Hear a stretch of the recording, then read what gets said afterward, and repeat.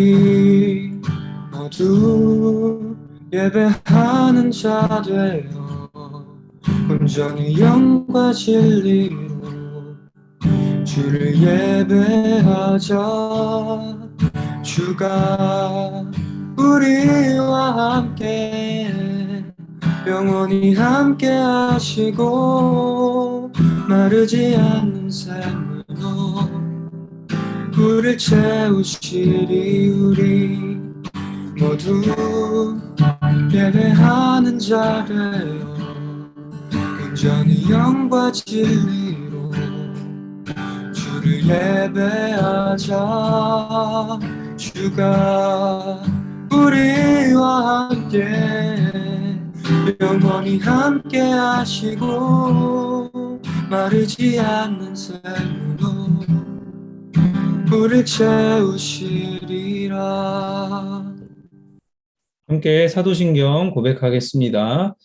나는 전능하신 아버지 하나님 천지의 창조주를 믿습니다.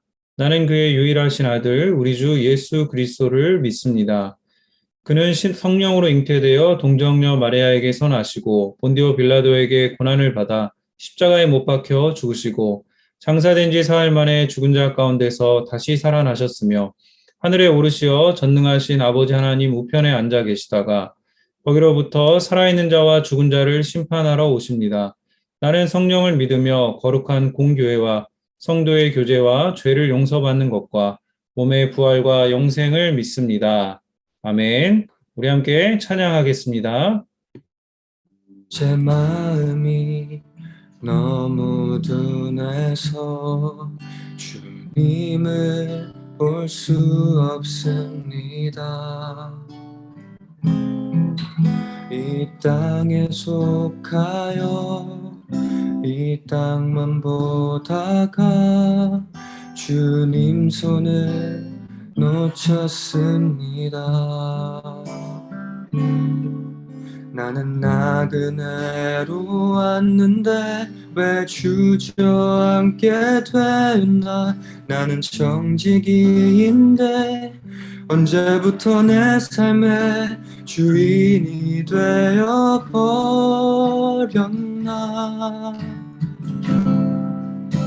믿음이 없이는 기쁘시게 못하나니 고된 수고도 다 헛될 뿐이라. 믿음이 없어서 무너진 삶의 모든 자리에 다시 주님을 기다립니다. 믿음이 없이는 기쁘시게 못하나니 주를 찾는 자 반드시 만나리. 믿음이 없어서 무너진 삶의 모든 자리에 다시 주님을 기다립니다. 다시 주님을 기다립니다. 다시 주님을 기다립니다.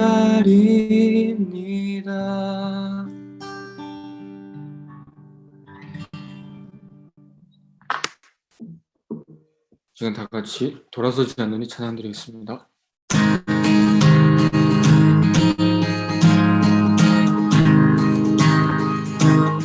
주님 뜻대로 살기로 했네.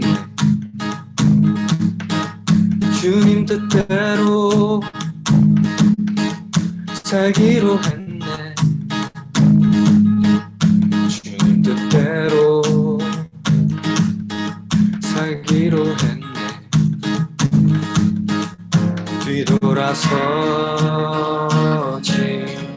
않겠네. 이 세상 사람 날 몰라줘도 이 세상 사람 날 몰라줘도 세상 사람 날 몰라줘도 뒤돌아서지 않겠네. 뒤돌아서지 않겠네. 뒤돌아서지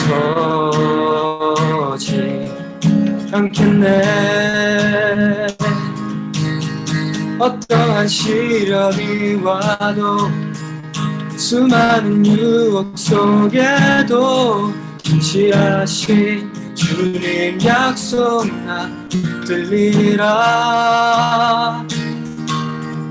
세상이 이해 못하고 우리를 조롱하여도 진실하신 주님 약속 나 붙들리라. 결코 돌아서지 않으리. 세상 등지고 세상 등지고 십자가 보내. 세상 등지고 십자가 보내. 세상 등지고 십자가 보내. 뒤돌아서지 않겠네. 뒤돌아서지 않겠네. 뒤돌아서지 않겠네. 어떠한 시련이 와도 어떠한 시련이 와도 수많은 유혹 속에도 진실하신 주님 약속 나 붙들리라. 세상이 이해 못하고 우리를 조롱하여도 진실하신 주님 약속만 붙들리라. 결코 돌아서지 않으리.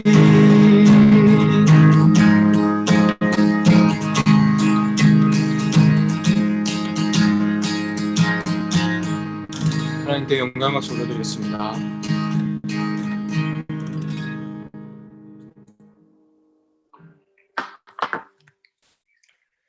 내 영혼 확정되고 확정되었사오니 믿음에 눈들어 주를 바라봅니다.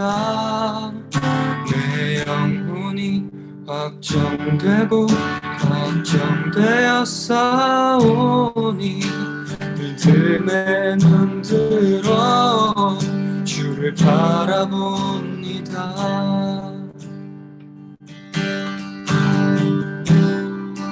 모든 상황 속에서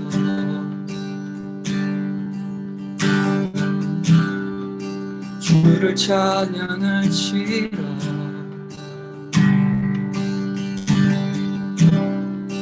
주는 너의 큰 산들 큰 도움이시라.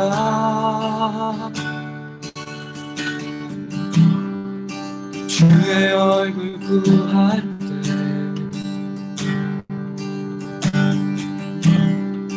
주의 영을 부사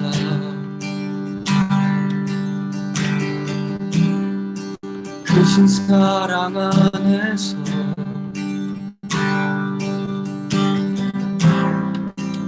주를 보게 하소서.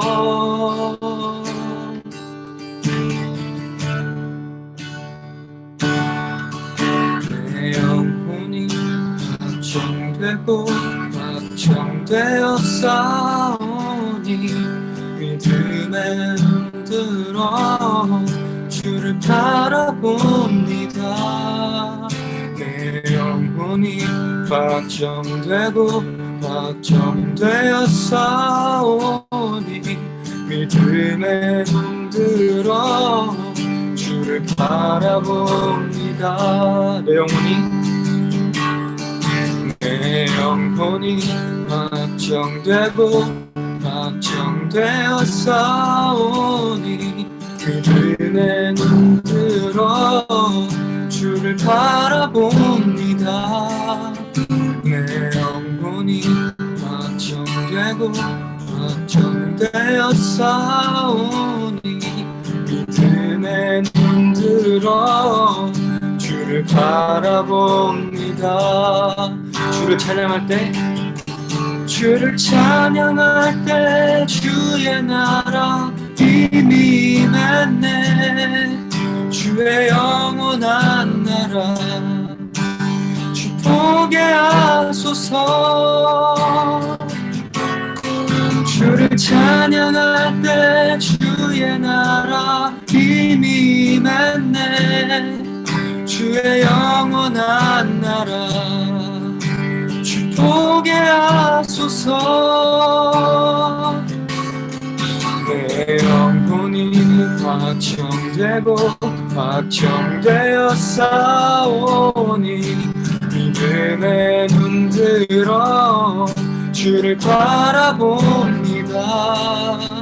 내 영혼이 확정되고 확정되어 싸우니 믿음에 눈들어 주를 바라봅니다. 지금 목소리만 부탁드립니다. 내 영혼이 확정되고 확정되어 싸우니 믿음에 눈들어 주를 바라봅니다. 내 영혼이 확정되고 확정되어 싸우니 믿음에 눈들어 주를 바라봅니다.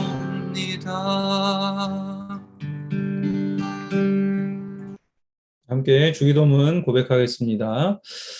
하늘에 계신 우리 아버지, 아버지의 이름을 거룩하게 하시며 아버지의 나라가 오게 하시며 아버지의 뜻이 하늘에서와 같이 땅에서도 이루어지게 하소서.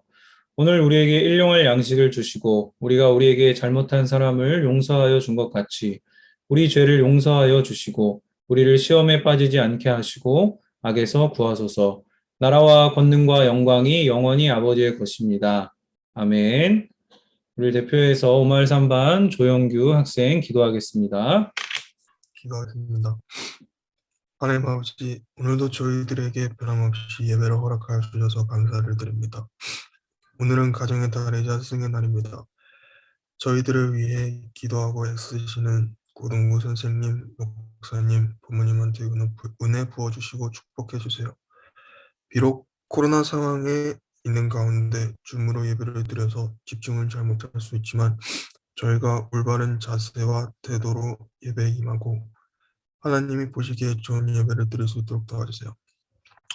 그리고 저희가 일주일간 지은 죄를 회개할 수 있도록 도와주세요.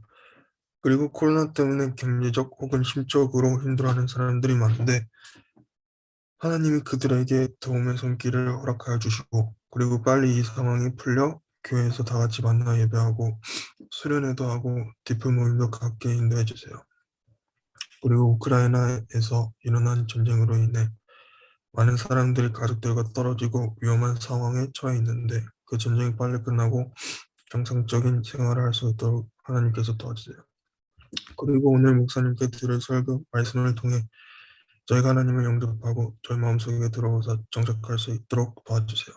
마지막으로 곧 졸업하고 고등부를 떠날 친구들, 고등부와 부모를 떠나도 하나님 안에 거하사 세상의 유혹과 마음의 욕구를 잘 뿌리칠 수 있도록 도와주시고 하나님과 잘 교제하며 성실하게 신앙생활을 할 수 있도록 하나님께서 인도해 주세요.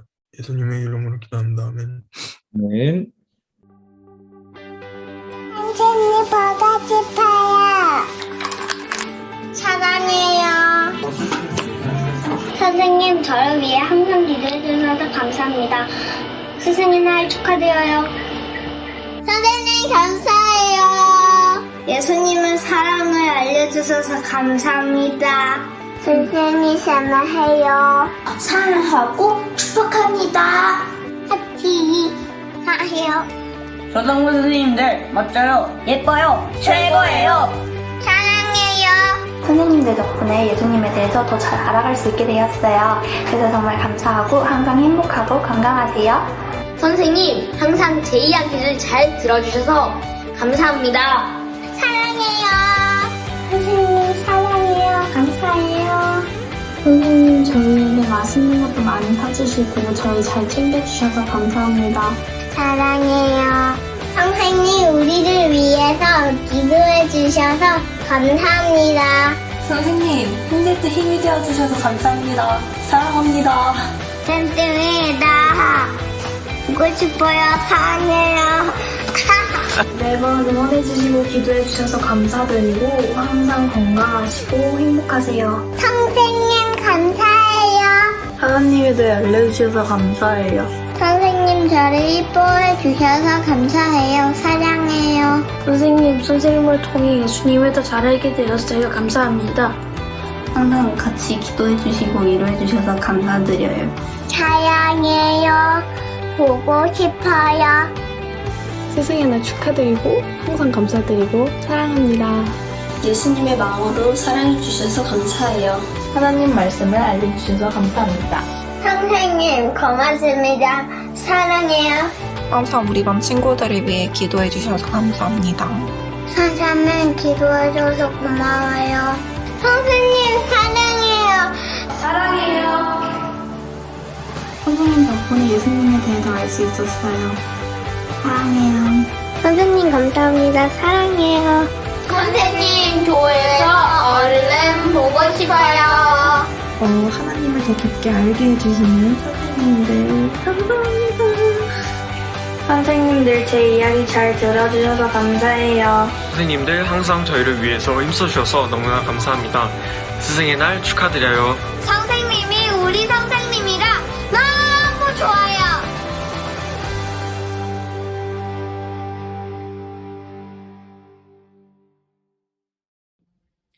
선생님 스승의 날 축하드립니다. 선생님, 감사하고 사랑합니다.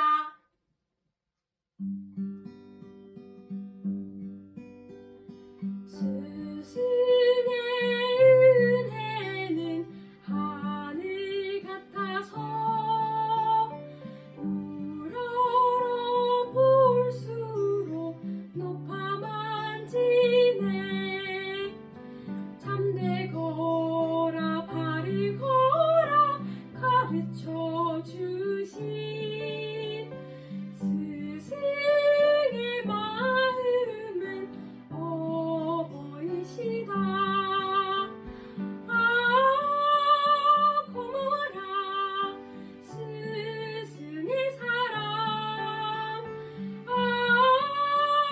보답하리 스승의 은혜.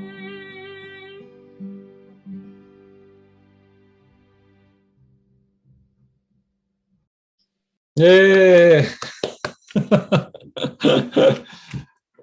우리 준우, 민서 남매가 특송을 아름답게 준비를 했어요. 우리 민서 목소리가 엄청 꾀꼬리 같죠? 오늘 광고 하겠습니다. 5월 15일 고등부 광고입니다. 네, 오늘 스승의 날입니다. 마침 주일이 또 스승의 날이에요. 우리를 위해서 늘 기도하며 있으시는 선생님께 감사를 표현하면 좋겠습니다. 네, 5마을 3반 오늘 대표기도 분당했고요. 다음 주 1마을 1반 준비 부탁드립니다. 네, 청매 여러분, 그 봉쇄 때문에 PDF 파일로 여러분 매주 보내드리고 있습니다. 못 받은 친구들은 선생님께 달라고 하세요. 네, 예배 후 줌 분반 모임, 디플 모임 진행됩니다. 상반기 졸업예배 5월 29일 주일에 있습니다. 이번에 아쉽게 상황이 좀 안 풀릴 것 같죠? 그래서 온라인으로 일단 준비하고 있습니다. 10시 40분 정도 예상하고 준비하고 있으니까요. 네, 우리 졸업생들 다 함께 참여하고 또 함께 축하하는 자리가 됐으면 좋겠습니다.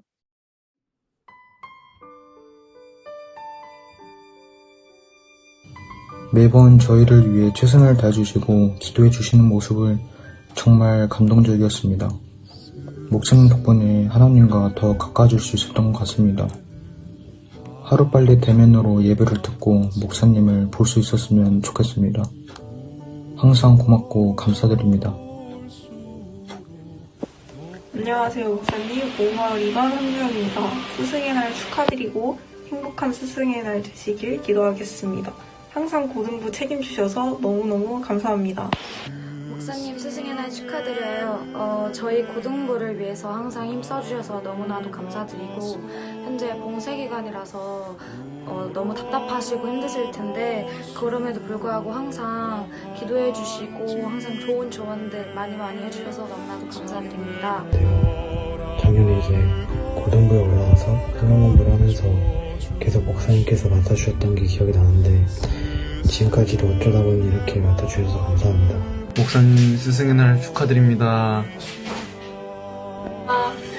목사님의 가르침을 항상 마음에 새기면서 기억하겠습니다. 감사합니다. 스승의 은혜 않을게요. 감사하고 사랑합니다. 전체다.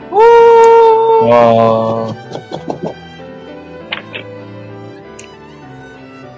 목사님 안녕하세요. 윤말 산바입니다. 조경영 목사님은 하나님께서 세우신 최고의 스승입니다. 목사님 감사하고 사랑합니다.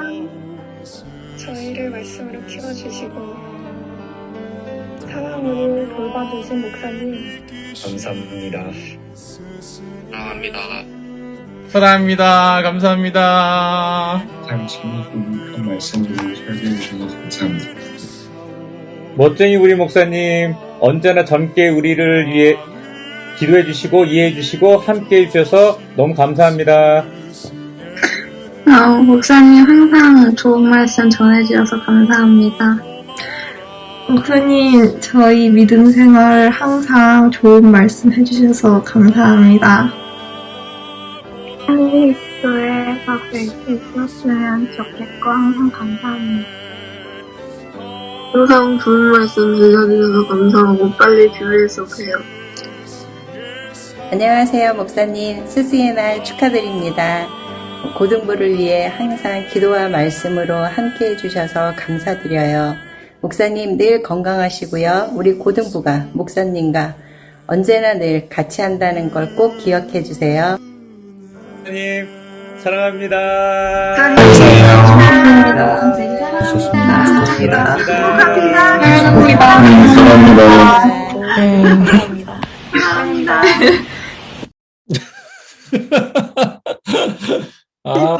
감동을 바로. 네. 봉헌해야 되는데, 지금, 예. 제가, 너무 감사하고요. 어제부터 이렇게 봉쇄 상황이라 영상으로 이런 영상을 받고 있는데요.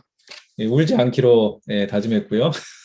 기쁘고 감사하게 여러분의 마음을 받고, 예, 사실 제가 받는 건 우리 선생님들이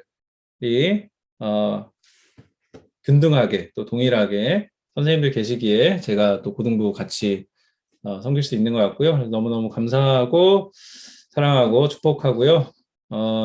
빨리 만날 수 있기를 소망합니다.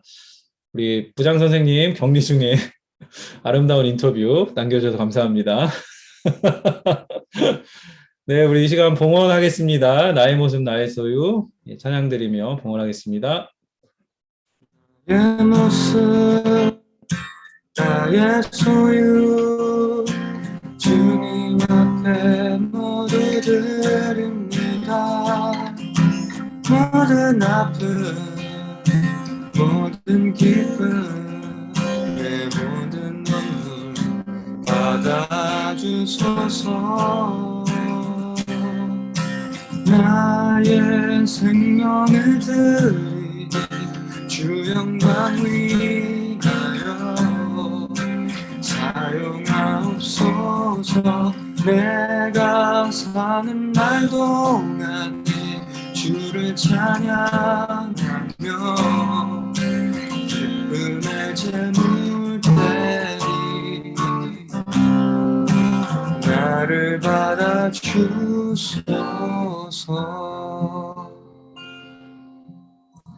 하나님 아버지 감사합니다. 오늘도 복된 주의를 주시고 주님 앞에 예배할 수 있도록 우리의 마음과 몸을 깨워주시고 주님 앞에 나오도록 인도하여 주시니 감사합니다. 하나님, 오늘 스승의 날입니다. 하나님, 늘 부족하고 모자라지만 그러나 그 부족하고 모자람에도 불구하고 또 우리 선생님들과 저를 또 사랑해 주고 또 아껴주고 또 그 감사를 잊지 않고 표현한 우리 고등부 모든 친구들에게 주님의 은혜를 더하여 주시옵시고, 봉쇄 상황이지만 하나님 앞에 감사할 줄 알며 또 주변을 돌아볼 줄 알며 또 자신을 돌아볼 줄 아는 믿음의 자녀들 될 수 있도록 축복하여 주시옵시고, 요동치는 상황 속에서도 하나님만을 바라며 하나님을 예배하며 어렵고 힘들 때마다 주님을 찾고 의지하는 하나님의 귀한 자녀들 될 수 있도록 축복하여 주시옵소서. 오늘도 하나님 앞에 드린 헌금들 있습니다. 하나님, 우리의 물질을 드릴 때마다 우리의 물질의 전부가 하나님께로부터 왔고 나의 생명도 하나님께로부터 왔고 하나님께로 마땅히 드리는 것이 우리의 기쁨이요 감사가 될 수 있도록 인도하여 주시옵시고, 하나님, 우리의 상황보다 더 크신 하나님을 바라보며 주님의 그 은혜를 소망하며 오늘도 예배하며 나아가는 주님의 자녀들 위해 주님의 한량없는 은혜와 이 현재를 이겨낼 수 있는 능력과 견디어 이겨내는 믿음과 소망을 허락하여 주시옵소서. 우리에게 그러한 믿음과 소망을 허락하여 주시는 주님께 감사와 영광 올려드리며 예수님의 이름으로 기도드립니다. 아멘. 네, 오늘 여러분하고 함께 나눌 말씀은요, 사무엘상 4장 12절에서 22절 말씀입니다. 네, 제가 봉독할게요. 그날 어떤 베냐민 사람이 싸움터에서 달려왔습니다. 그 사람은 너무나 슬퍼 자기 옷을 찢고 머리에 죄를 뒤집어 쓴 채 달려왔습니다. 그 사람이 실로에 이르렀을 때 엘리가 길가에 앉아 있었습니다. 엘리는 의자에 앉아 소식이 오기만을 기다리고 있었습니다. 엘리는 하나님의 괴 때문에 걱정이 되었습니다. 베냐민 사람이 실로에 이르러 나쁜 소식을 전하자 마을의 모든 백성들이 큰 소리로 울었습니다. 엘리는 그 우는 소리를 듣고 이게 무슨 소리냐 하고 물었습니다. 베냐민 사람이 엘리에게 달려와 사실대로 이야기했습니다. 엘리는 그때 98세였으며 앞을 보지 못했습니다. 베냐민 사람이 말했습니다. 저는 싸움터에서 왔습니다. 오늘 싸움터에서 도망쳐 나왔습니다. 엘리가 물었습니다. 여보게, 싸움은 어떻게 되었나? 베냐민 사람이 말했습니다. 이스라엘이 블레셋 사람들에게 져서 도망쳤습니다. 이스라엘 군대는 많은 군인을 잃었고 제사장의 두 아들도 죽었습니다. 그리고 하나님의 괴를 블레셋 사람들에게 빼앗겼습니다. 베냐민 사람이 하나님의 괴 이야기를 하자 엘리는 의자 뒤로 낮아빠졌습니다. 엘리는 문 옆으로 넘어지면서 목이 부러지고 말았습니다. 이는 나이가 많은 데다가 뚱뚱했기 때문입니다. 그렇게 엘리는 죽었습니다. 그는 40년 동안 이스라엘을 다스렸습니다. 엘리의 며느리인 비느하스의 아내가 임신하여 아기를 낳을 때가 다 되었습니다. 비느하스의 아내가 하나님의 괴를 빼앗겼다는 것과 자기 시아버지인 엘리와 자기 남편인 비느하스가 죽었다는 소식을 듣자 곧 그 여자에게 진통이 왔습니다. 그 여자는 몸을 구부리고 아이를 낳으려 했습니다. 아기 엄마는 죽어가고 있었습니다. 그때 아기 낳는 것을 도와주던 여자가 말했습니다. 걱정하지 말아요. 아들을 낳았어요. 비느하스의 아내는 정신이 없어 대답하지 못했습니다. 비느하스의 아내는 아기의 이름을 이가봇이라고 지어주며 영광이 이스라엘에서 떠났도다 하라고 말했습니다. 하나님의 괴를 빼앗겼고 자기 시아버지와 남편도 죽었기 때문이었습니다. 비느하스의 아내가 말했습니다. 하나님의 괴를 빼앗겼으니 영광이 이스라엘에서 떠났도다. 아멘. 네, 여러분 한 주간 잘 지냈습니까? 어제 찍은 사진입니다. 하늘이 이렇게 예쁘더라고요. 봉쇄가 되다 보니까 별로 이렇게 할 일이 많이 없잖아요. 그래서 전에 관심을 두지 않던 것에 관심을 두게 됩니다. 이렇게 제가 우리 아파트 단지를 관심이 없었는데 많이 걷다 보니까 주변에 이런 게 눈에 들어와요. 길가에 꽃이 예쁘면 꽃 찍고 하늘이 예쁘면 하늘을 찍고 초록초록한 나무를 보면 마음이 싱숭생숭해집니다. 인생에서 한 번 있을까 말까 한 그런 격리 생활을 하면서 격리는 그저 견디는 것이 전부다라는 생각을 하며 하루하루 보내고 있습니다. 1학년들은 아직 괜찮을 수도 있지만 입시와 관련된 시험이 취소되거나 입시 서류를 준비해야 하는 우리 한학 친구들 이 시간이 무척 힘들 거란 생각이 듭니다. 어쩌면 여러분 인생에 처음 찾아온 위기일지도 모르겠습니다. 여러분이 겪고 있는 어려움, 그것을 좀 이 시간에는 잠깐 내려두고 그것과 관련해 생각할 수 있는 다른 긍정적인 면도 생각해 보면 좋을 것 같습니다. 위기의 상황에서 우리가 뭘 배울 수 있는가 할 때 나의 진면목이 드러나게 됩니다. 내 신앙도 어느 정도인지가 드러납니다. 전에는 나에 대한 자신감, 나에 대한 신뢰, 그리고 내 신앙에 대해서 의심이 없었는데 이러한 위기들을 통해서 우리가 그게 아니었구나. 내 신앙이 별게 아니구나. 나를 믿고 있던 게 별게 아니구나. 환경에 따라서 이렇게 내가 취약할 수 있구나라는 것을 깨닫는 것도 저는 여러분에게 좋은 일이라고 생각합니다. 왜냐하면 여러분이 이 과정을 통해서 겸손함을 배울 수 있기 때문입니다. 내 신앙이 어느 정도인지, 어느 정도 바닥인지, 나라는 인간이 어느 정도의 바닥인지를 알게 되는 시간도 의미가 없는 게 아닙니다. 마치 그 망망대해에서 나무 조각 하나 붙들고 물결이 이리 밀리면 일로 가고 저리 밀리면 절로 가고 있는 그런 상태에 우리가 모두가 있는 건 아닌가 싶습니다. 제가 이 책 하나가 떠올랐어요. 예전에 한번 인용했던 적이 있는데 우리 상황과 비교해 볼 때 지금 더 적용이 잘 될 만한 책입니다. 이 저자인 랭던 길키 교수는 1939년에 하버드대를 졸업하고 베이징대의 전신인 옌칭 대학에서 영어를 가르치다가 2차 세계대전이죠. 일본군에게 잡혀서 산둥 수용소라는 곳에 갇히게 됩니다. 산동 지방이죠. 이 산둥 수용소에 갇히게 되었을 때 여기는 일본군에 의한 고문이나 뭐 굶주림, 정신적인 고통 이런 게 있지 않았어요. 근데 수용소에서의 그런 것이 없었지만 수용소에서의 일상은 분명히 견디기 힘든 것이었다라고 고백을 하고 있습니다.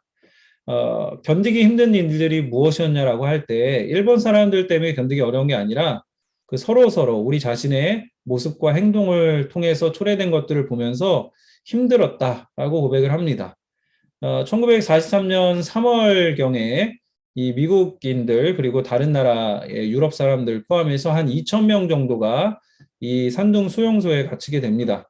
처음에는 생존이 중요하죠. 그래서 사람들이 먼저 한 게 뭐냐면 병원을 만드는 거였어요. 병원을 만들고 환자를 돌보고 수술하고 또 출산도 하고 분만도 이루어집니다.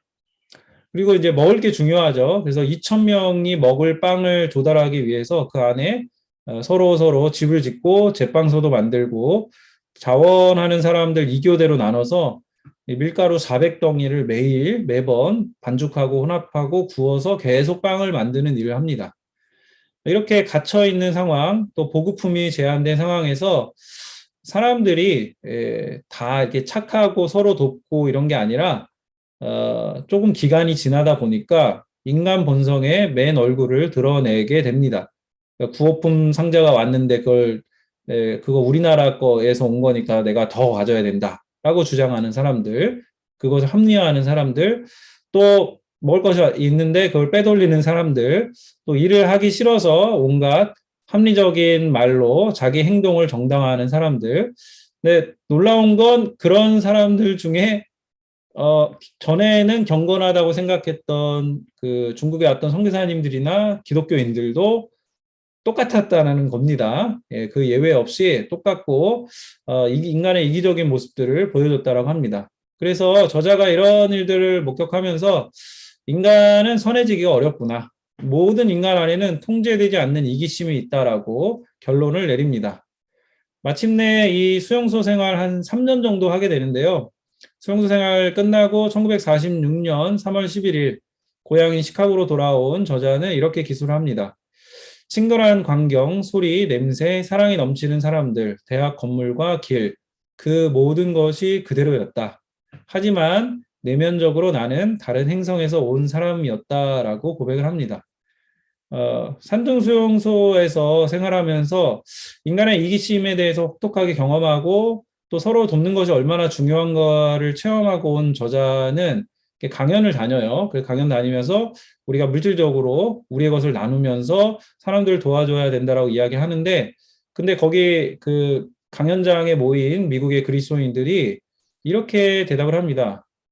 물론 물질을 나누는 것도 중요하지만 영적 가치가 더 중요하다. 우리는 영적으로 하나님을 경외하고 하나님과 교통하는 게 중요하다. 이렇게 그 길키 교수에 대해서 반박을 합니다. 그래서 이 저자가 그런 미국의 그리스도인들 보면서 지금 이곳의 위기가 훨씬 심각하다라고 이야기를 합니다. 이 길키 교수가 이 전쟁 전에는 원래 인간의 선함을 믿는 사람이었고, 조금 그 신앙에 대해서도 성경의 기적이나 이런 것들을 믿기보다는 도덕적인 모범으로서의 예수 그리스도를 믿는 사람이었는데, 이 수용소 생활을 겪고 나서는 인간의 본성이 철저히 악하다는 것을 깨닫고 우리가 믿는 신앙에 더 근접한 모습으로 변화를 하게 됩니다.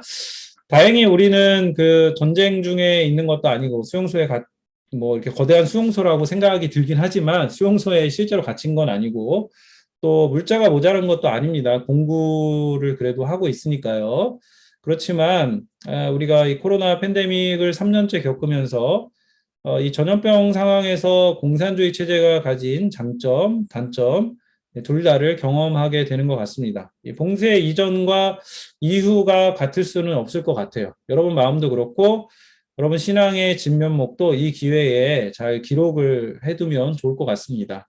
바라기는 내 안에 이런 이기심들, 불안감들 이런 것들을 마주하고 내 인생에 하나님 꼭 필요하구나, 내 인생에 하나님이 꼭 필요한 분이구나라는 그러한 내용들을 여러분이 마음 깊이 새길 수 있었으면 좋겠습니다.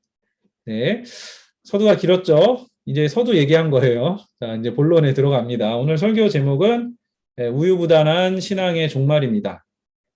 자, 우유부단은 무슨 뜻일까요? 네, 우유를 부단히 마시자 이런 뜻이 아니라 문해력에 문제가 있는 친구들 그렇게 상상할 수 있어요.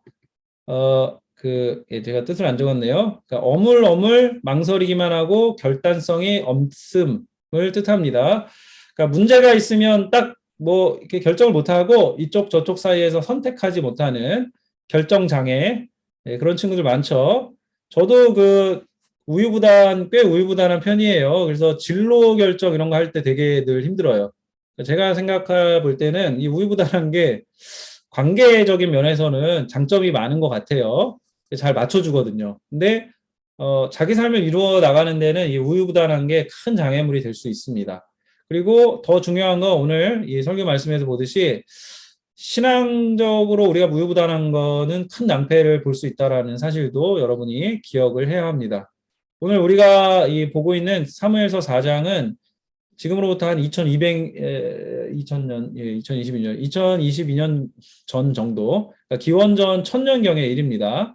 그래서 지난주 큐티 본문에서 본 것처럼 사무엘이 자라나는 과정, 그리고 엘리 제사장의 아들들의 비행이 이렇게 교차적으로 그려지면서 오늘 본문에서 거의 절정에 이르는 것 같아요.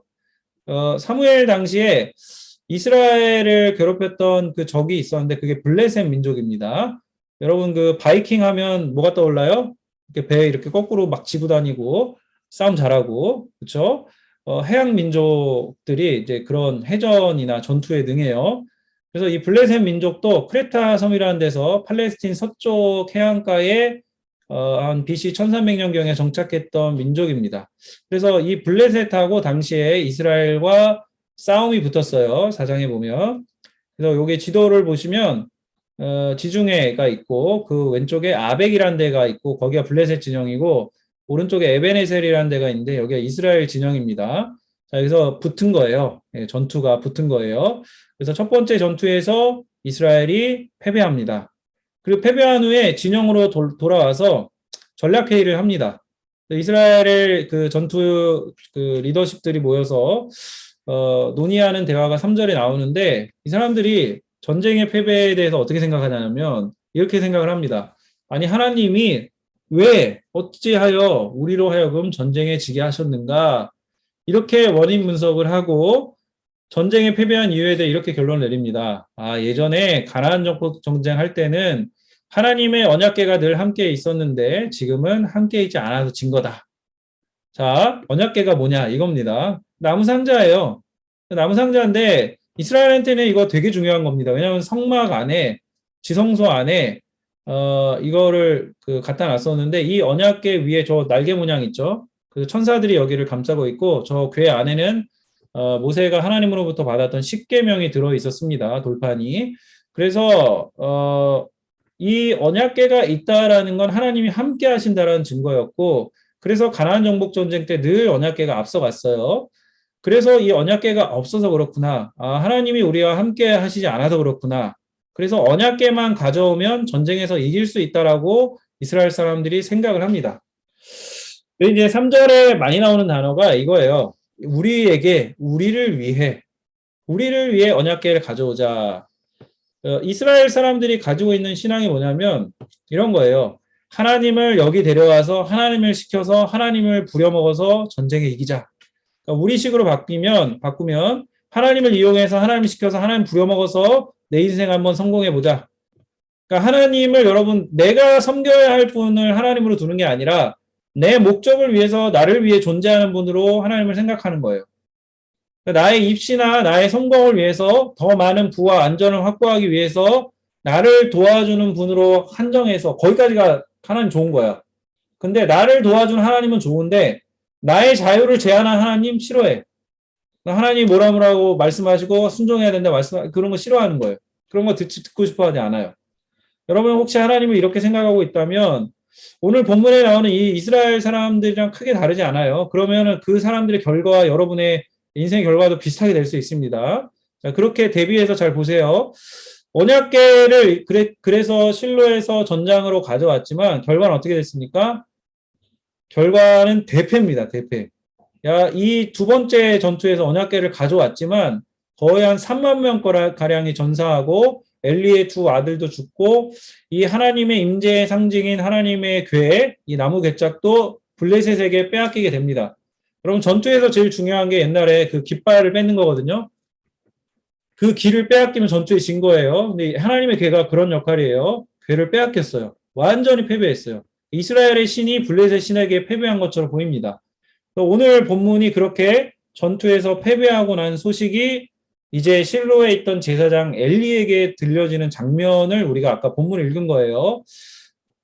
그 장면을 다시 보시면 한 베냐민 사람이 달려오죠. 전장에 달려와서 우리가 졌다. 전투에서 졌다. 많은 사람이 죽었다.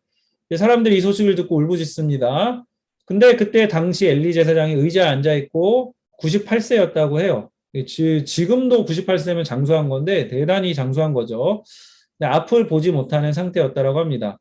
그러나 이 패배의 소식을 베냐민 사람에게 듣고 그리고 자기 아들도 죽었다는 소식을 듣고 그때까지도 괜찮았는데 이 하나님의 궤가 블레셋에게 빼앗겼다는 얘기를 듣고 이렇게 그림에 보는 것처럼 엘리에zer 제사장이 뒤로 나자빠져서 목이 부러져 죽어요. 네, 이렇게 죽은 것은 나이가 많고 뚱뚱했기 때문이라고 나옵니다. 엘리가 이렇게 제사장인데 안타깝게 좀 이렇게 생각해보면 비참하게 죽습니다. 그리고 그 다음 나오는 얘기가 엘리 제사장의 둘째 아들이었던 비느하스의 아내 이야기 나와요. 이 아내가 마침 그때 만삭이었고 이 전쟁에서 지고 하나님의 궤를 빼앗겼다라는 비보를 들으면서 아이를 낳았는데 죽어요. 아이를 낳고 죽어요. 아들을 낳긴 했는데 아들 이름을 뭐라고 짓냐면 이가봇 이렇게 짓습니다. 이가봇. 자, 이가봇이라는 이름의 뜻은 영광이 이스라엘에서 떠났다 이런 뜻이에요. 신생아한테 누가 여러분 이런 이름 지어요? 예, 그쵸? 영광이 이스라엘에게 떠났다. 예. 신생아한테 전혀 어울리지 않는 이름이 주어집니다. 근데 왜 이 집안이 이런 비극적인 결말을 맞게 되었을까? 그 이유는 사실 우리가 지난주에 큐티했던 앞부분에 이미 언급이 되어 있어요. 그래서 2장 12절에 보면 엘리의 아들들은 어떤 사람들이었냐면 나쁜 사람들이었다 그렇게 해요. 그들은 여호와를 두려워할 줄 모르는 사람들이었다라고 나옵니다. 근데 뭐가 나쁘냐? 엘리의 아들들의 죄를 보면 이 두 가지로 요약을 할 수 있습니다. 두 가지로. 첫 번째는 엘리의 아들들의 첫 번째 죄, 제사를 멸시했습니다. 이 사람들 제사장이었어요. 오늘날로 치면 목사였어요. 그런데 제물로 가져온 고기가 이렇게 삶고 있거든요. 제물로 가져온 고기를. 예, 제사를 드리고 나서 그걸 삶아요. 삶아서 제사장들도 먹고 그 제사를 드린 가족들도 먹도록 해주는 게 있었는데 거기에 막 3살 갈고리를 이렇게 가져와서 고기만 건져가요. 그러니까 고기 엄청 좋아했나 봐, 이 두 아들들이. 그래서 이 삶은 고기도 좋은데 여러분도 그 삶은 거보다 구운 거 좋아하죠? 이 제사장들도 그랬던 것 같아요. 그래서 기름을 태우기 전에 고기를 먼저 빼앗아 가기도 했습니다. 오늘날로 치면 여러분 헌금이 들어왔는데 여러분 아까 헌금했죠? 헌금 들어왔는데 이중장부를 쓰는 거예요. 그래서 헌금 내역을 속여가지고 자기 걸로 가져가는 거예요. 그래서 하나님의 제사를 멸시하는 예배를 멸시하는 죄를 지었고 두 번째가 성적으로 타락했어요. 분명히 이 사람들 아까 보면 아내가 있고 출산 막 하고 그렇죠. 근데 결혼했음에도 불구하고 이 회막에서 예배드리는 여인들과 잠자리를 같이 했다라고 나옵니다. 굉장히 심각한 죄죠. 여러분 마트에 주인이 떡 버티고 있는데 물건을 훔쳐갈 수 있습니까? 몰래 훔쳐가죠, 보통. 근데 엘리의 아들들은 어떤 거냐면 주인이 떡 버티고 이렇게 보고 있는데 그걸 비웃기라도 하듯이 물건을 훔쳐갑니다. 그리고 거기 있는 직원들 성희롱하고 막 이런 거예요. 그러면 어떻게 해야 돼요? 주인이 경찰에 신고해서 잡아가야죠. 하나님 앞에 있는데 엘리의 아들들이 이 성막에서 이런 상상할 수 없는 범죄들을 저질렀어요. 보통은 거기서 안 하거든요. 보통 뒤에서 하거든요. 죄는 지어도. 우리도 그렇죠? 앞에서 못해요. 뒤에서 짓지. 근데 엘리 아들들 진짜 나쁜 놈들이에요. 앞에서 이런 죄를 지어요. 근데 하나님이 이 모든 것을 보고 계셨다라고 성경에 나와요. 이 제사장들의 이 비행이 도를 넘으니까 당연히 사람들이 수긍을 하죠. 엘리에게도 이런 소식이 들려옵니다. 그래서 엘리 제사장이 이 문제에 대해서 아들들에게 이야기를 하는데 그 2장에 보면 자식들한테 별로 엄하지가 않아요. 이 아빠가. 그래서 너희들 왜 그러냐. 그러다 큰일 난다. 정신 차려라. 이 정도로 얘기하지 엄한 아버지였으면 죄를 묻고 이 제사장직에 당장 내쫓아야 되는 일인데 그래도 시원찮은 일인데 엘리 제사장이 아들들을 그대로 놔두고요. 아들들도 아빠 말을 우습게 여깁니다. 여러분 이게 제일 무서운 죄입니다. 제일 무서운 죄가 뭐냐면 하나님이 그냥 두시는 거예요. 그래서 잘못하면 여러분 회개해야 되는데 회개를 안 하는 거예요. 양심이 굳어져서 아무런 행동도 하지 않고 그대로 있는 거. 여러분 제 가운데 있는데 예배 떠나고 있는데 공부가 중요하다고 예배는 뒷전인데 여러분 부모님이 아무 이야기도 안 하고 여러분 방치하는 거 그리고 여러분 부모님이 심지어 그런 얘기를 해도 여러분 말을 듣지 않는 그런 상태가 뭐냐? 여러분의 죽음의 상태입니다. 여러분 살아있지만 죽어있는 거예요. 영이 죽어있기 때문에 하나님과의 관계도 단절된 상태입니다. 이번에 봉쇄 때문에 특이한 상황이 발생했습니다. 여러분 예전 같으면 여러분이 학습 세례 입교 교육 받고 그 다음 주에 바로 학습 세례 입교식을 했어요. 근데 이번 봉쇄 때문에 학습 세례 입교식을 지연됐죠. 그래서 신청을 했는데 교육을 받았는데 계속 지연되고 있어요. 그래서 제가 매주 여러분이 예배를 잘 드리나 안 드리나 체크하거든요. 한 명 한 명 다. 근데 체크를 해봤더니 여기 학습세례 입교 교육 받았는데 예배 안 드리고 있는 친구들이 보이는 거예요. 어떻게 하면 좋을까요? 예, 우유부단하게 그래 좋은 거에 좋은 거지. 예, 교육 받았으니까 수고했으니까 입교하고 세례 받고 하면 돼. 믿음은 나중에 생기면 되지. 이렇게 하면 좋을까요? 아니면 네가 교육을 받긴 했지만 예배를 안 드리는 거 보니 네 신앙이 온전치 않으니까 다음에 받도록 하자. 이렇게 하는 게 좋을까요? 예, 선생님들 어떻게 하면 좋을까요? 예, 여러분 저 아시죠? 저 마음에 이미 결정을 했습니다. 명단에서 예배 안 드리는 친구 다 뺄 거예요. 왜냐하면 그렇게 받는 거 의미가 없어요. 여러분 믿음이 있고 받는 거지 그거 주술 아니거든요. 그거 이렇게 카톨릭에서 생각하는 것처럼 세례 받는다라고 해서 어떤 주술적인 사유적인 그런 의미가 여러분한테 막 부여돼서 여러분이 믿음이 갑자기 생기고 그런 거 아니거든요. 부모님들도 착각하는 게 많아요. 예, 일단 뭐 세례 받고 얘가 예배 안 드려도 입교하면 믿음이 생기겠지. 그 천만의 말씀이에요. 여러분, 네, 오늘 좋은 날인데, 좋은 얘기 해야 되는데, 죄송해요. 이 본문이 이래서. 여러분, 입시하는 게 여러분 특권입니까? 여러분, 입시생은 예배에 빠져도 된다고 성경 어디에 써 있어요? 학원 시간 겹치면 학원이 우선이다. 성경 어디에 써 있습니까? 절대 그렇지 않습니다. 예배가 우선이라고 하지, 성경이. 근데 하나님,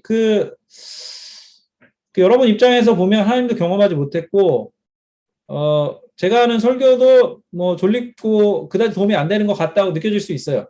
예. 그래서 그 시간에 차라리 잠자는 게 나아요. 잠자느라 못 일어나요. 이게 이 친구의 대부분이에요. 근데 요즘에 제가 아쉬운 게 여러분 예배를 소중히 여기고 그 설교가 조금 뭐 부족할 수 있어요. 그리고 예배 뭐 순서가 여러분에게 지루해 보일 수도 있어요. 저도 청소년 때 다 똑같이 겪었던 거예요. 근데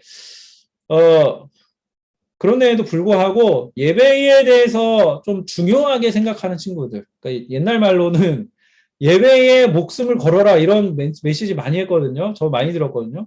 예배에 목숨 건 친구들이 잘 보이지가 않아요. 물론 여러분에게 이런 것을 제가 잘못 가르친 제 탓도 큰데, 근데 적어도 저는 그러지 않았어요. 제가 하나 이야기하면, 28살 때, 그때 잠깐, 백수로 지내다가, 저희 고모부가 진해라는 데를 내려가서, 저는 서울에 있었는데, 저거 남쪽 끝이죠. 진해 쪽에 내려가서 고모부가 가게를 이제 중국집 열었는데, 이제 일할 사람이 필요했던 거죠. 그래서 제가 이제 도와드리고, 저도 돈도 벌 겸 해서 알바로 내려간 적이 있어요. 처음은 아니죠. 처음은 아닌데, 되게 먼 지방으로 내려가서, 그때 이제 내려가면서 같은 교회에 있던 후배의 동생도 이렇게 저랑 같은 처지라서 데리고 갔어요.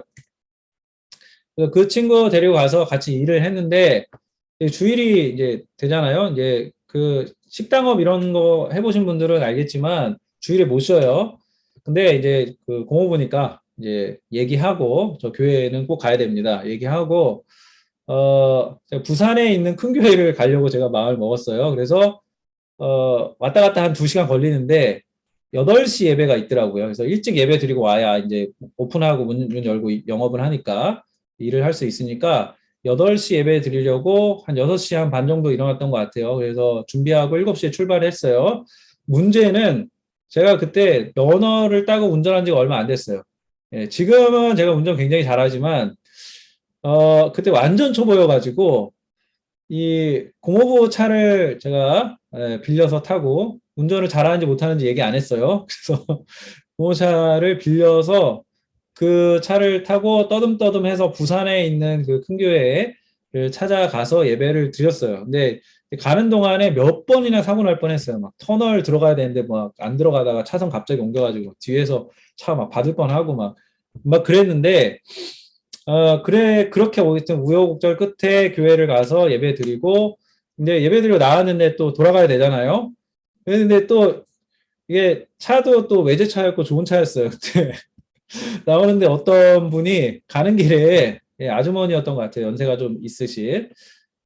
가는 길에 내려달라고 하시면서 각각 가는 길이니까 차를 태워달라는 거예요. 그래서 차를 태워드렸죠. 그래서 이분이 전혀 제가 운전을 못하는 걸 모르는데, 길도 모르는데 가자고 하는 대로 가긴 가는데 제가 운전을 못하니까 이분도 이 불안함을 느낀 거죠. 그래서 아주머니가 중간에 내려달라고 하더라고요. 그래서 내려드리고 다시 가게로 복귀해서 또 일을 했습니다. 그래서 진해 내려가 있는 동안 이렇게 그 주일에 예배에 안 빠지려고 굉장히 제가 노력을 많이 했어요.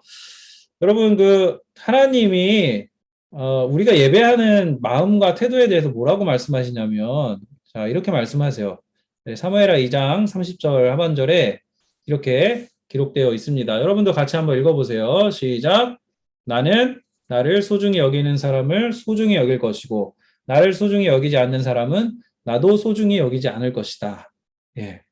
여러분, 하나님을 소중히 여기는 사람은 하나님도 여러분을 소중히 여긴다라고 말씀하세요. 그런데 하나님을 소중하게 여기지 않는 사람은 나도 너네를 소중하게 여기지 않겠다라고 말씀하십니다.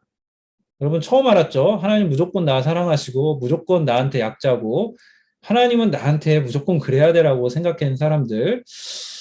여러분 관계는 그런 게 아닙니다. 쌍방이 노력을 해야 됩니다. 그러니까 하나님이 물론 우리가 성경에 보면 전적인 은혜로 우리와의 관계에서 먼저 이렇게 손을 내밀어 주셔서 우리를 구원해 주셨다라고 성경이 이야기하는 게 복음입니다. 그러나 그 하나님의 손길을 거절하고 우습게 여기고 심지어는 이 엘리 제사장 아들들처럼 멸시하면 오늘 본문처럼 하나님의 심판이 임하게 돼요. 제가 제일 그 속상할 때가 선생님들이 여러분한테 그렇게 연락을 하고 문을 두드리고 하는데 절대 대답 안 하는 친구들이 있어요.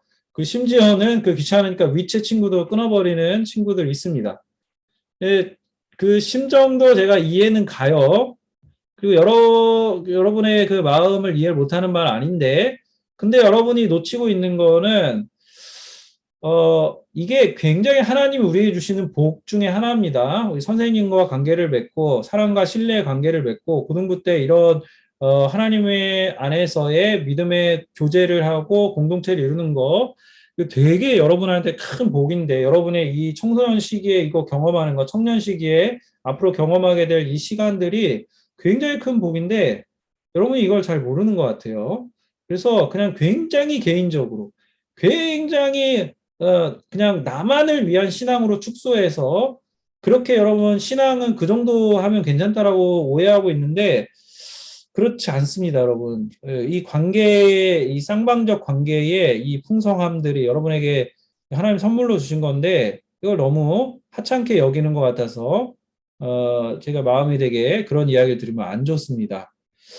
근데 여러분 하나님이 엘리의 집안에 대해서 이렇게 심판하시지만 그렇다고 하나님이 포기한 게 아니에요. 하나님 뭐라고 말씀하시냐면 이렇게 또 말씀하세요. 엘리 집안은 이렇게 해서 나를 경멸하고 나를 능멸하고 나를 멸시했지만 나는 나를 위해 일할 충성스러운 제사장을 뽑을 것이다. 아마 사무엘을 말하는 것이겠죠. 그 사람은 내 말을 잘 듣고 내가 원하는 일을 할 것이다. 나는 그의 집안을 강하게 만들겠다. 그는 언젠가 내가 기름 부은 왕 앞에서 제사장으로 일할 것이다. 네, 그래서 엘리 제사장 가문은 이렇게 점점 쇠락하고 새로운 사독 제사장 가문이 다윗 때에 이르러서는 이렇게 세워지는 것들을 앞으로 보게 됩니다. 하나님은 저는 그렇게 믿어요. 여러분이 저는 하나님의 대안이라는 믿음을 가지고 있습니다. 지금 한국교회에서는 청소년들 이 정도 우리 사이즈 규모에서 청소년들 막 15명, 20명, 50명도 안 되는 그런 데가 되게 많아요. 그런데 여러분 지금 예배하는 여러분들 그래도 예배 시작할 때는 한 50명, 60명이지만 아마 설교 때라도 잘 들어와서 100명이라도 채워지는 게 기적 같은데, 근데 여러분 여러분이 모인 인원이 되게 큰 인원이에요. 그런데 하나님이 여러분이 그냥 모이는 거, 그냥 이 숫자라는 게 채워져 있는 걸로 그걸 기뻐하시는 게 아니라 여러분이 고등부를 졸업하고 파송될 사람들이기 때문에 여러분이 하나님의 대안으로서 이러한 믿음을 잘 경험하지 못하고 하나님으로부터 떠나 있는 그런 세대 가운데서 하나님을 잘 예배하고 하나님을 기뻐하고 목숨 걸고 하나님을 예배할 수 있는 하나님의 사람들로 여러분이 세워져 간다면 여러분 여러분을 통해서 하나님이 하고 싶어 하시는 일들이 되게 많을 거라는 생각을 해요. 단지 여러분이 대학 잘 가고 그 대학 간 데서 그냥 공부 잘해서 좋은 데 취직하고 그런 삶을 하나님이 꿈꾸시는 게 아니라 하나님은 여러분을 통해서 여러분이 생각하는 것보다 훨씬 더 큰 계획과 뜻들을 생각하고 계시고, 그리고 사실 그거의 가장 핵심에는 관계가 있습니다. 여러분이 관계 맺게 될 사람들을 통해서 하나님이 그 하나님의 사랑을 전하게 하시고 복음을 드러내시고 많은 사람을 위해서 많은 사람에게 여러분이 깨어지는 삶을 살도록 하나님이 일하시고 하나님이 행하실 거라는 믿음이 저에게 있습니다. 말씀을 정리하겠습니다. 여러분, 우유부단한 신앙의 결론은 종말입니다. 심판입니다. 이쪽과 저쪽 사이에서 우물쭈물하다가 당장 내 눈앞에 보이는 좋은 거 선택하면 그게 여러분 좋은 걸로 생각하지만 나중에는 그게 여러분을 사망으로 인도하는 길이 될 수 있습니다. 다른 거 우유부단할 수 있어요. 성격적으로 우유부단할 수 있습니다. 저도 우유부단합니다. 그러나 신앙에 있어서는 여러분 우유부단하지 마십시오. 신앙에 있어서 우유부단한 거 치명적입니다. 그냥 이래도 좋고 저래도 좋고 그냥 친구들 부르면 예배 뒷전이고 저걸로 가고, 그렇게 아무 그 의지나 여러분 그 하나님 앞에서 그 중심이 없는 신앙은 반드시 종말을 맞을 것입니다. 여러분이 이렇게 못하고 있는데 예배도 잘 못 드리고 예배 시간에도 계속 딴 생각하고 딴짓하고 그냥 틀어놓고 아무거나 하고 있고 이런데 여러분이 그 상태에서 그냥 버려져 있는 상태라면 부모님이 여러분을 그냥 놔두고 계시고 선생님이 여러분을 그냥 놔두고 있다라면 여러분 신앙의 필연은 종말이자 심판입니다. 그래서 여러분이 이 말씀은 꼭 기억했으면 좋겠어요. 아까 나눴던 말씀. 나를 소중히 여기는 사람은 내가 소중히 여기고 나를 소중히 여기지 않는 사람 나도 소중히 여기지 않을 것이다. 물론 엘리와 엘리 아들들 제사장이었습니다. 더 잘해야 되는 사람들이에요. 그러니까 여러분보다 제가 목사이기 때문에 더 잘해야 되는 사람들이에요. 그리고 그 사람들만큼 홈리와 비냐스만큼 여러분이 잘못한 일, 그 정도 잘못 안 했어요. 앞으로도 그 정도 잘못 안 할 수도 있어요. 그런데 제가 강조하는 건 여러분이 이런 그 공동체와 관계의 기본도 하지 않으면서 하나님에 대해서 오해하고 하나님에 대해서 나를 위한 도구나 나를 위한 수단 정도로 여기는 그러한 굉장히 초보적인 신앙에 머물러 있지 않기를 바랍니다. 예수님은 나를 구원하러 오셨지 나의 종이 되려고 오지 않으셨습니다. 종으로 사신 것은 이 땅에서의 삶으로 충분했습니다. 이제 예수님은 우리의 경배의 대상이에요. 우리가 높이고 추앙해야 할 분입니다. 내가 따르고 순종해야 할 분이지 예수님이 나를 따르고 순종해야 되는 게 아니에요. 예수님이 나한테 무조건 잘해주고 그래야 되는 게 아니에요. 여러분 주어를 바꾸면 안 됩니다. 신앙은 하나님이 주어지 내가 주어가 될 수 없습니다. 여러분 그 어려운 상황에 우리가 다 있습니다. 근데 어려운 상황이라고 그 상황 탓하고 그 상황에 매몰돼서 그냥 거기에 주저앉아 있지 않았으면 좋겠습니다. 여러분이 하나님을 향한 뚝심 있는 믿음을 한번 보여봐 주세요. 예배를 사수해 보세요. 표치를 해보세요. 말씀을 봐보세요. 기도해 보세요. 그리고 선생님과의 교제, 선생님의 안부나 선생님의 그 여러분을 향한 사랑의 작은 사랑이지만 그거에 대해 한번 반응해 보세요. 그리고 마음을 열어보세요. 여러분이 이 시기 가운데 그렇게 마음을 열면 여러분에게 복되고 좋은 결과가 있을 것이고 그렇지 않고 여러분이 이 시기에 마음을 더 닫고 신앙을 놓게 되면 여러분의 신앙이 여기서 종말을 맞을 수도 있습니다. 바라기는 여러분이 하나님을 향해서 더욱 진력하는 삶을 살기를 바라고 어렵고 힘든 상황이지만 여러분이 이 시기에 더욱 힘을 내서 주님을 의지하고 주님을 바라는 신앙 가운데 나아가기를 소망합니다. 우리 시간 함께 모든 상황 속에서 찬양하겠습니다. 하나님 아버지 감사합니다. 하나님 사랑합니다. 하나님 우리에게 먼저 그 사랑을 나타내어 주시고 그 사랑을 알게 하여 주시고 하나님 이 세상이 하나님 돈이나 물질이나 권력이나 하나님 힘으로 움직여지는 것이 아니라 실제로 이 세상은 사람들과의 관계를 통해서 이루어지고 또 그 관계의 바탕이 되는 신뢰와 사랑 가운데서 이 세상이 움직여진다는 이 놀라운 진리들을 우리에게 알려주시고 하나님이 그 사랑을 먼저 시작하셨고 그 사랑을 알려주셨고 그 관계를 우리에게 알려주셔서 우리가 이 세상이 우리에게 보여지는 대로 살지 않고 하나님이 우리에게 말씀하시는 대로 살 수 있도록 하나님 믿음과 은혜를 허락하여 주심에 감사를 드립니다. 하나님의 말씀이 지속적으로 우리에게 비추어져서 우리가 세상의 풍조와 세상의 가치관을 따르지 않고 하나님의 가치관과 성경이 우리에게 알려주고 우리에게 말씀하시는 그 은혜들을 따라 살 수 있도록 인도하여 주시옵소서. 아버지 하나님 우리 고등부 친구들 하나님 세상에서 접하는 것들이 많이 있고 세상의 학문을 많이 배웁니다. 그러나 하나님 그것이 진리가 아니라 그것은 단순히 세상을 살아가는 법, 세상의 현상을 파악하는 법을 알려줄 뿐이지 우리에게 참된 인생의 의미와 참된 가치와 참된 복과 행복이 무엇인지를 절대로 알려줄 수 없다는 것을 깨닫고 이 성경의 말씀과 또 우리에게 주신 선생님들과 우리에게 주신 이 관계들을 통하여 우리가 인생의 비결과 인생의 행복의 그 참된 의미를 깨달을 수 있다는 것, 특별히 그 궁극적인 의미가 예수 그리스도의 십자가와 부활과 이 하나님의 놀라운 구원의 사건에서 드러나고 나타났다는 것을 우리가 잊지 않게 하여 주시옵시고, 오늘 하나님께서 우리에게 들려주신 말씀, 나를 존중히 여기는 자를 내가 소중히 여기고 나를 소중히 여기지 않는 사람 나도 소중히 여기지 않겠다라는 이 말씀 기억하며, 하나님 앞에서 이 어려운 상황 가운데서 하나님 앞에 믿음을 발휘하고 더욱 주님을 신뢰하고 의지하는 하나님의 자녀들 될 수 있도록, 우리 고등부 친구들이 그렇게 믿음을 발휘하는 친구들 될 수 있도록,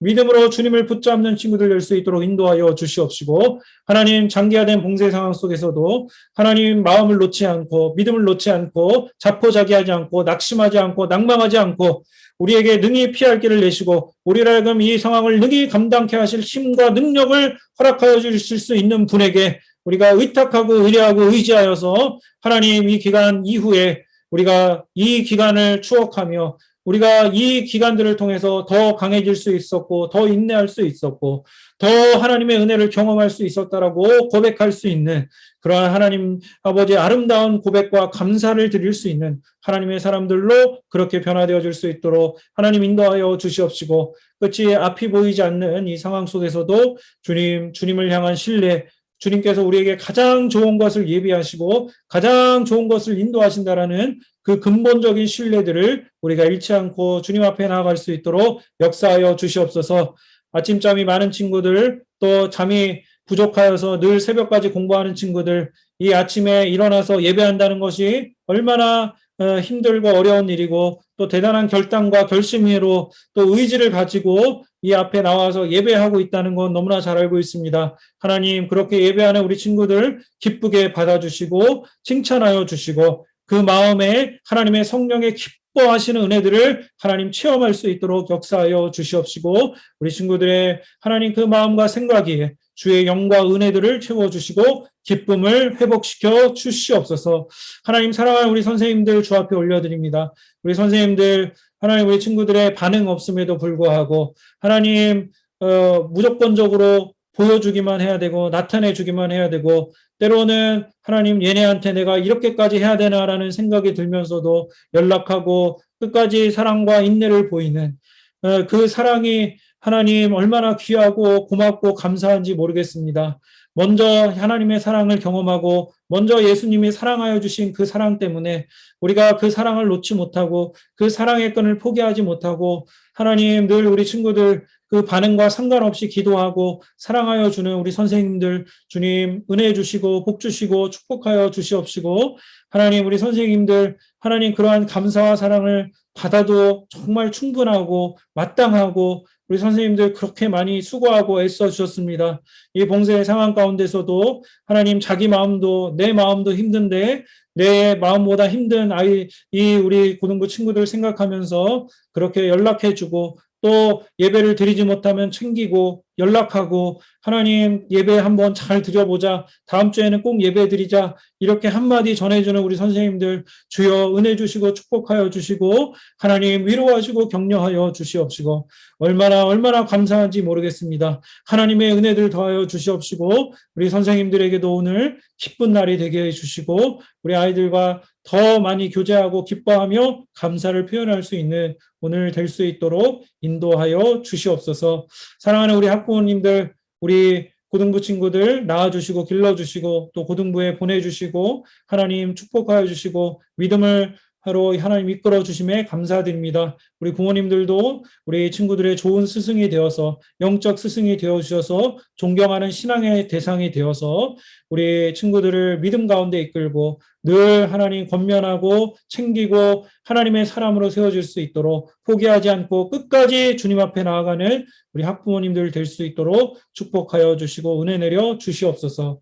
지금은 우리를 너무너무 사랑하셔서 하나님 십자가에 죽기까지 우리를 위해 생명을 다하주신 예수 그리스도의 은혜와 그 아들을 아끼지 아니하시고 우리에게 보내주신 하나님의 사랑과 그 사랑을 깨닫고 알게 하시는 성령의 역사를 우리에게 오늘 나타내어 주시고 또 그 믿음을 고백하며 그 주님을 믿음으로 하나님 앞에 나아간 우리 고등부 친구들과 선생님들, 학부모님들, 또 하나님 고통 가운데 있는 우크라이나 땅에 하나님 안타까운 그 백성들 위해 또 코로나 팬데믹으로 고통받고 있는 상하이 이 모든 거주민들 위해 이 중국 땅 위에 또 북한 땅 위에 이 우리 주님의 이 신실하심이 이제로부터 영원토록 함께 있을지어다. 아멘.